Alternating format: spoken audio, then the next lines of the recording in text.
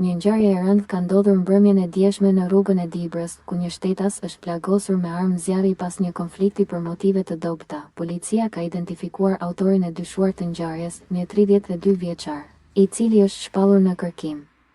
I plagosuri, një 29 vjeçar, është qelluar në këmbë dhe ndodhet jashtë rrezikut për jetën, ndërsa hetimet për kapjen e autorit vijojnë me intensitet.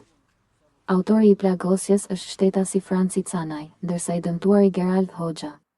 Shkak për sherrin mësohet se ka qenë konflikti për parkimin e makinës. Policia identifikon dhe shpall në kërkim një 32 vjeçar që plagosi me armë zjarri një shtetas.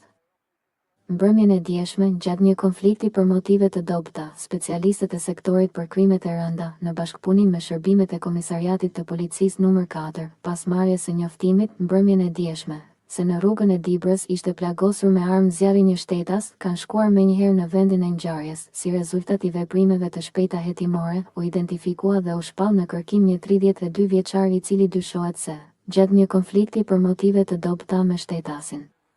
Gerald Hoxha 29 vjeç, e ka qelluar këtë të fundit në këmbë, me armë zjarri.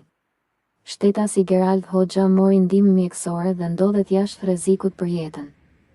Vijojnë veprimet intensive për lokalizimin dhe kapjen e autorit, si dhe për dokumentimin e plot ligjor të kësaj ngjarjeje.